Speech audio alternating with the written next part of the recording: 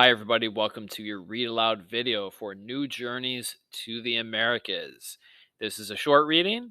It is only one page. We do have some pictures on the back that you might want to take a look at before we start the reading as a way of previewing the reading. I also noticed that the reading is divided into two subheadings: Search for a Northwest Passage and Catholics and Protestants. Now let's take a peek at our first couple questions we'll be looking for. Besides Spain, what were three other European countries that wanted American colonies of their own? And what did European countries continue to look for during the 1500s? I'm going to get my drawing tool ready, and I'm going to want to set this on 8 for a width, a stroke thickness, and I want to be semi-transparent because we're going to use this as a highlighter, and we are ready to go. So I'll read the first paragraph or two, and then we'll see if we can find the answer to those two questions. In August 1497, the court of King Henry VII of England buzzed with excitement. Italian sea captain Giovanni Cabato and a crew of sailors from England had just returned from a 79-day Atlantic voyage. Cabato, called John Cabot by the English, reported that he had reached a newfound island in Asia where fish were plentiful. Cabot was one of many Europeans who explored North America in the late 1400s and early 1500s. England, France, and the Netherlands all envied Spain's new empire. They wanted American colonies of their own. So I think we have an answer to at least the first question there. Besides Spain, what were three other European countries that wanted American colonies of their own? That word colonies is a really important one for this unit. Remember, a colony is land that is taken over by another country. And it looks like the other countries that wanted to take over land were England, France, and this country called the Netherlands. So we can grab our text box here. Don't forget to label that question 1. And I don't think we have found the answer to question 2 yet, so we'll continue reading. Search for a Northwest Passage. Throughout the 1500s, European nations continued looking for new ways to reach the riches of Asia. They felt that Magellan's route around South America was too long. They wanted to discover a shorter Northwest Passage or waterway through or around North America. So, boom, we've got the answer to question 2 and question 3. We're going to check all these questions off. And now we're going to highlight them. What did European countries continue to look for? They continued looking for new ways to reach the riches of Asia. That would be question 2. And what was the Northwest Passage? It was a waterway through or around North America. So they're not giving up on this goal of reaching Asia. They're just like, well, hey, maybe we can sail through America and still get there. And we're going to add our text box here. That is question 2. And another text box for question 3.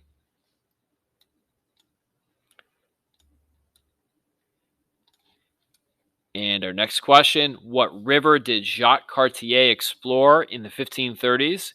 And also, what nation did Henry Hudson sail for? What was the name of his ship?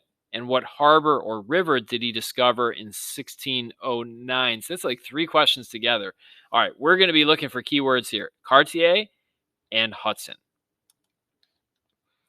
In 1524, the French, let me zoom in here for you. There we go.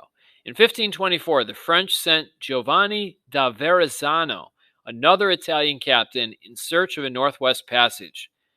Verrazzano journeyed along the North American coast from the Carolinas to Canada. During the 1530s, Jacques Cartier, also sailing for the French, sailed a good distance up the river that is now known as the St. Lawrence. So there's the answer to that question. Oops, Go to our drawing tool. He was known for exploring the St. Lawrence River in the 1530s. Text box. And there is question 4. In 1609, the English sailor Henry Hudson sailed for the Dutch. His ship, the Half Moon, entered what is today New York Harbor. Hudson continued some 150 miles, 240 kilometers, up the river that now bears his name. So I think we can just highlight this whole section here. And that is the answer to number 5. Henry Hudson, his ship was the Half Moon, and he explored New York Harbor and the river that bears his name. In other words, the Hudson River today is the river that Hudson was exploring way back in 1609. So we're really moving through these questions quickly. We're now looking for question 6. I got to tell you, this is probably one of the most commonly missed questions all year on any of my readings. Were these explorers successful in their attempt to find a Northwest Passage to Asia? We're looking for a statement that we can highlight that will answer that question. Did they find a Northwest Passage? Let's read until we find a statement that answers that question. The following year, Hudson made a voyage into the far north, this time for the English. After spending a harsh winter in what is now called Hudson Bay, Hudson's crew rebelled.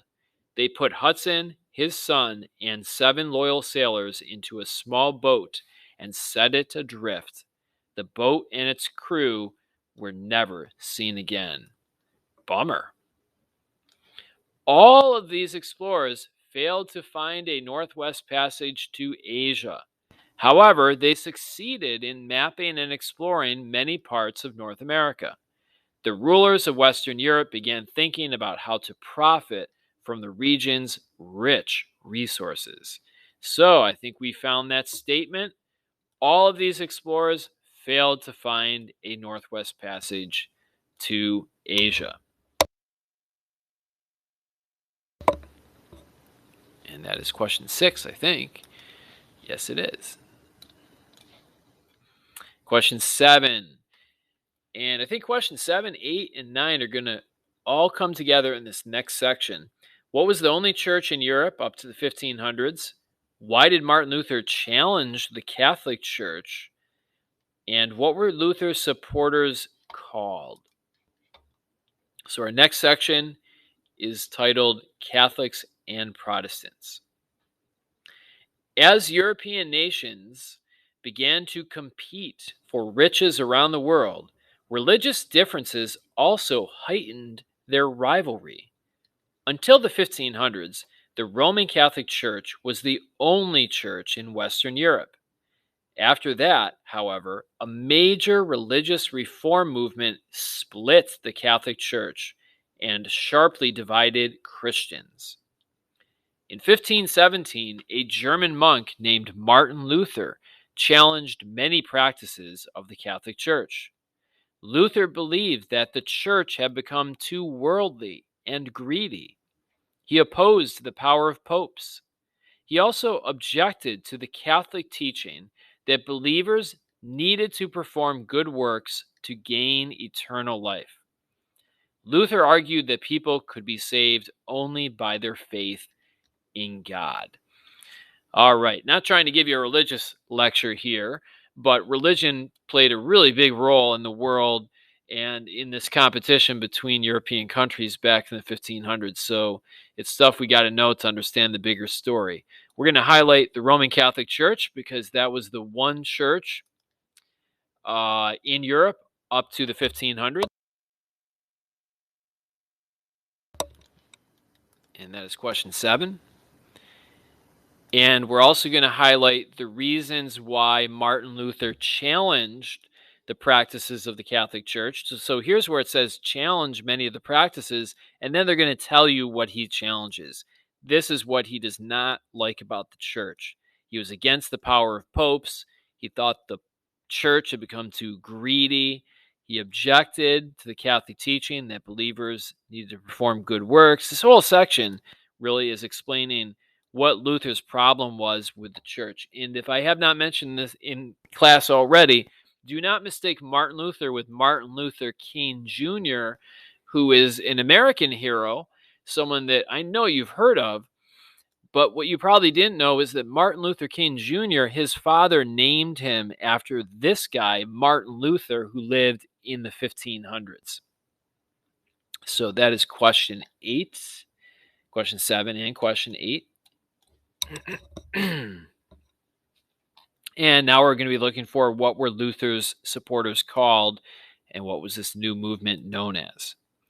And here we go. Luther's supporters became known as Protestants because of their protests against the church. So I think I can just highlight that right now. The Protestant Reformation, as the new movement was known, divided Europe. Soon, the Protestants themselves split, forming many different Protestant churches. So that is going to be question, looks like, no, let me check. I think that's going to be 9 and 10. 9 plus 10. We can cross those off. And we're now looking for which European countries. Oh, I'm sorry. That's question 9. Question 10. Which European countries and or rulers remained Catholic, and which European countries became Protestant? So get rid of that 10. That was question 9. And now we are on this paragraph here. I'll continue reading. As a result, religion divided the states of Western Europe. In the late 1500s, Roman Catholic monarchs ruled Spain and France. Elizabeth I, a Protestant queen, ruled England. In the Netherlands, the Dutch people were mostly Protestant. So I've got the answer to question 9 and 10 there. 9 was asking what countries remained Catholic, and 10, no, I'm sorry, not 9, 10 and 11. Question 10 was asking what countries remained Catholic, and question 11 was asking what countries became Protestant. So I'll label those two. One more question to go, and we are done. What did Queen Elizabeth encourage English sailors to do? As Europeans spread to the Americas, they brought their religious conflicts with them. Queen Elizabeth encouraged English adventurers to raid Spanish colonies and capture the treasure fleets of Catholic Spain. Protestant England also competed with Catholic France for lands in North America. So there's the answer to that question. Queen Elizabeth encouraged English adventurers. Let's face it, folks, these guys are pirates to raid Spanish colonies and capture treasure fleets. That's the answer to question 12. And that is the end of our read aloud for today. Let's double check, make sure we've got all 12 questions complete. I hope this was helpful, and I will see you next time.